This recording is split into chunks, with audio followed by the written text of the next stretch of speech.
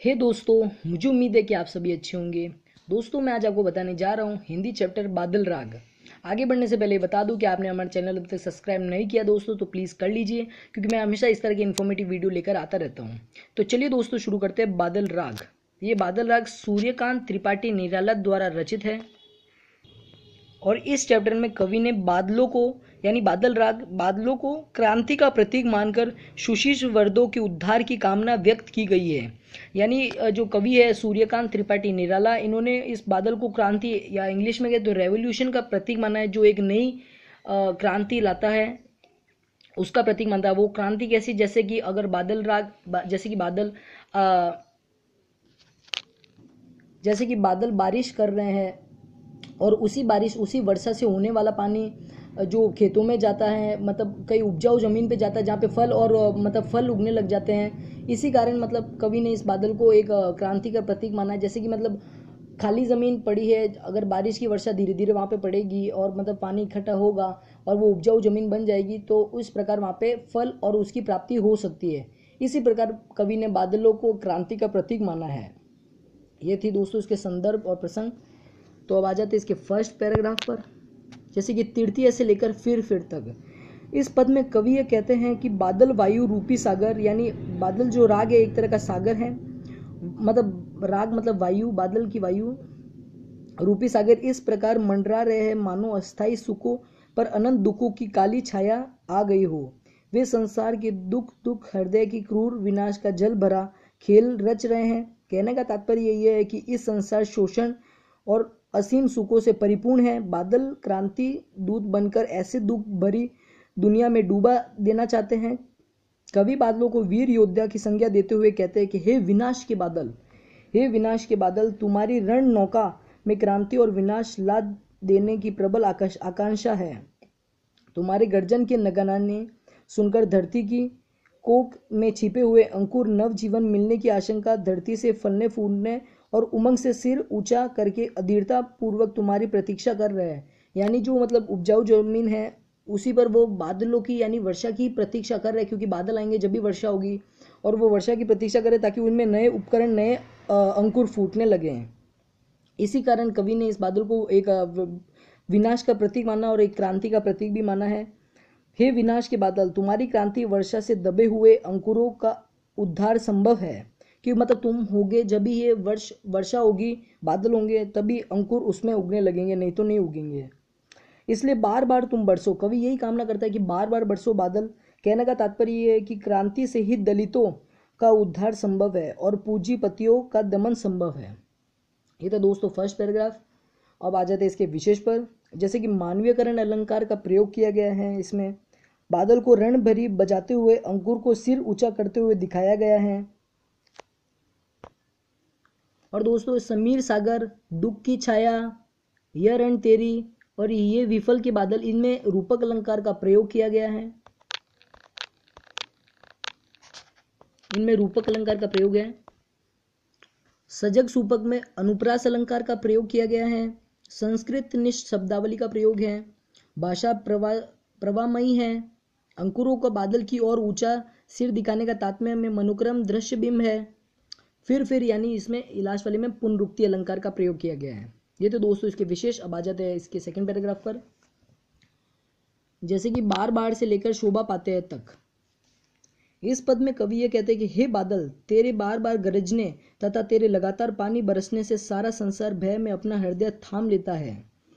तेरी भीषण गर्जन और धंधोर ध्वनि से सब अंकित हो जाते हैं।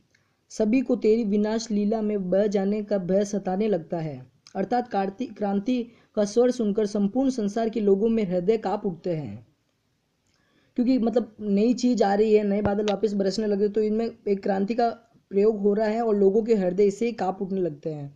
बादलों के भयंकर व्रजात से उन्नति के शिखर पर पहुंचने हुए सैकड़ों वीर प्रसाद होकर भूमिष्ठ हो जाते हैं।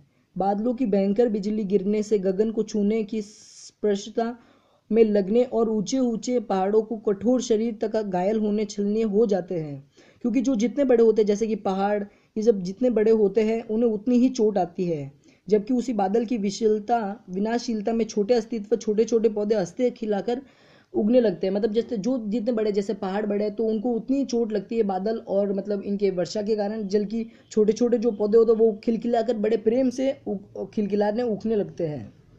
वे शस्य श्यामल हो जाते हैं, मतलब बड़े हो जाते हैं। इसलिए हे बादल, छोटे छोटे पौधे हिल हिलकर हाथ हिलाते हुए बुलाते हैं और विनाश के शोर से उन्हें नया जीवन प्राप्त होता है। क्योंकि जब बादल होंगे, वर्षा होंगे, तभी वो नए वर्ष और नए उसमें फल उगने लगेंगे, फल फूल। कहने का भाव यह है कि छोटे छोटे पौधे शोषित लोगों के प्रतीक हैं, उन्नत ऊंचाइयों को प्राप्त करने वाले पूंजीपतियों का प्रतीक है। क्रांति में हमेशा छोटे सामान्य लोग, किसान, मजदूर ही लाभ प्राप्त करते हैं तथा पूंजीपतियों का विनाश होता है, जो से बड़े बड़े वो होते हैं जो, क्योंकि उनमें द्वारा शोषित धन संपत्ति सामान्य लोगों के पास चली जाती है, इसलिए वे सामान्य जन क्रांति से प्रसन्न होने लगते हैं। ये था दोस्तों सेकंड पैराग्राफ। अब आ जाते हैं इसके विशेष पर। तो इसका विशेष ये दोस्तों, बार बार, हिल हिल, सुन सुन में पुनरुक्ति अलंकार का प्रयोग किया गया है। हाथ हिलाते तुझे बुलाते में मानवीयकरण का प्रयोग किया गया है। अनेक प्रकृतियों के प्रयोग से कविता प्रवास में हो गई है। बादलों की गर्जन क्रांति का प्रतीक है। उच्चल ऊंचे अमीर लोगों का प्रतीक है। छोटे पौधे निम्न वर्ग का प्रतीक है। ये तो दोस्तों इसके विशेष। अब आ जाते हैं थर्ड पर। थर्ड ये अला से लेकर शरीर तक। इस पद में कवि ये कहते हैं कि ऊंचे ऊंचे भवन दिखाई दे रहे हैं, वे वास्तव में ऊंचे अर्थात महान नहीं है। मतलब ऊंचे तो दिखाई दे रहे हैं पर वे महान नहीं है। ये तो भय के निवास स्थान है, जिनमें रहने वाले लोग सदा भयभीत रहते हैं। मतलब जितने लोग ऊंचे मतलब ऊंचे घर में रहते हैं वो उतने ही भयभीत रहते हैं, उतने ही डरे हुए रहते हैं। जल की विनाश लीला तो सदा पंख कीचड़ में ही होती है, क्योंकि वही बाढ़ और विनाश का दृश्य दिखाई देता है। अर्थात सदैव निम्न वर्ग से ही क्रांति की लाहौर उठती है। समुद्र लोग तथा क्रांति भयभीत रहते हैं। जल में खिले छोटे छोटे प्रसन्न फूल जैसे जलज कमल में सदा पानी रूपी आंसू बहाया जाता है, क्योंकि वे हमेशा कीचड़ में ही उगते हैं, इसलिए वे सदा विनाश से भयभीत नहीं रहते हैं। कहने का भाव यह है कि समुद्री से पल्ले सुकुमार शिशु क्रांति की ज्वाला नहीं सह सकते, जबकि निम्न वर्ग यानी छोटे वर्ग के सुकुमार शिशु ऐसे संघर्षशील होते हैं कि रोग और शोक में भी वे सदा मुस्कुराते रहते हैं। मतलब रोग किसी बीमारी और शोक मतलब किसी वो मरे हुए इंसान के, इसलिए वे सदा क्रांति के घटित करने में प्रसन्न होते हैं। मतलब कवि के कहने का मतलब ये है कि जो जितने बड़े लोग होते हैं, जितने ऊंची जगह पर रहते हैं, वे उतने ही भयभीत रहते हैं, बल्कि जो छोटे किसी मतलब जैसे कमल शलज ये जो पानी में उगते हैं छोटे छोटे स्थान पर, इनका किसी बात का भयभीत नहीं रहता, बल्कि वे वहाँ पे भी खिलखिलाकर हंसते हैं और किसी की मृत्यु में भी खिलखिलाकर हंसते हैं। ये थे दोस्तों थर्ड। अब आ जाते फोर्थ पर। जैसे कि फोर्थ है रुद्र कोश से लेकर ये जीवन से परावार तक। इस पद में कवि ये कहते हैं कि पूंजीपतियों द्वारा अपने लिए धन संचित किए जाने से कारण अन्य लोग छोटे धन से वंचित हो जाते हैं, फिर भी वे उन्हें संतुष्टि नहीं मिलती। अपनी स्त्रियों के साथ रहने पर भी वे बादलों की गर्जना से कांप उठते हैं। बादलों की गड़गड़ाहट के कारण ही वे आंखें बंद किए जाते हैं और मुंह छुपा दिए जाते हैं। कहने का भाव यह है कि क्रांति का नाम सुनते ही धन पूंजीपति लोग भयभीत हो उठते हैं। कवि बादलों को संबोधित करते हुए कहते हैं कि हे विनाश रचने के प्रवीण बादल, तुम्हें जीर्ण क्षण बुझाऊ वाला दुर्बल किसान आदि अधीर होकर बुला रहा है। मतलब जो छोटे लोग हैं, जैसे अब बड़े लोग तो है वो तो कांप उठते हैं मतलब क्रांति का नाम सुनते ही, पर छोटे जो किसान मजदूर या आदि बादलों को बुला रहे हैं, क्योंकि वर्षा होने से ही उनका मुनाफा होगा, इसलिए वे उन्हें बुला रहे हैं और वे उसे किसी प्रकार के भयभीत नहीं है। उसे अपनी भुजाओं के बल जिस समुद्री के उत्पन्न करने में बीता दिया है, वही समुद्री ने उसके शरीर में सारा रस मानो चूस लिया है। अब उसके शरीर में केवल हड्डियां का ढांचा शेष रह गया, मतलब उसमें अब सिर्फ हड्डियों का ढांचा ही शेष रह गया है, वही बाकी है। अर्थात वह शोषितों के शोषण का शिकार बन गया है।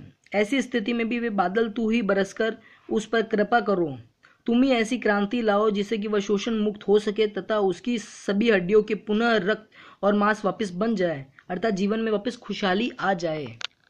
मतलब कवि बादलों से मतलब कहता है कि मतलब ऐसी एक प्रकार की क्रांति लाओ जो जिससे बड़े वर्ग और निम्न वर्ग छोटे वर्ग के भी लोगों को किसी प्रकार का कोई नुकसान नहीं हो, सबका जीवन खुशहाली से प्राप्त हो सके।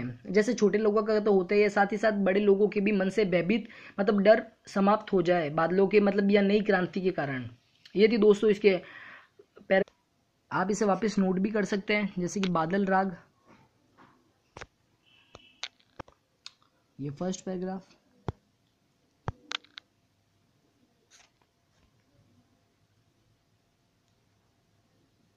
ये उसके विशेष,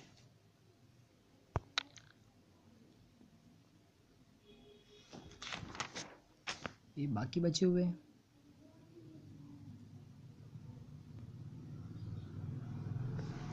सेकंड पैराग्राफ थोड़ा बड़ा है, यूँ करो आधे पार्ट में नोट कर लीजिए इसको, आधे और आधे बाद में।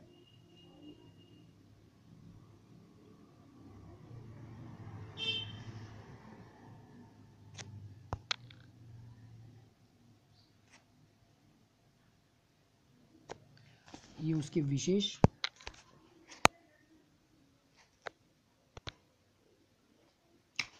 थर्ड विशेष ऑलमोस्ट सबके सिमिलर है, वो आप बस अनुप्रास और पुनरुक्ति अलंकार निकाल लेना। थर्ड और ये फोर्थ।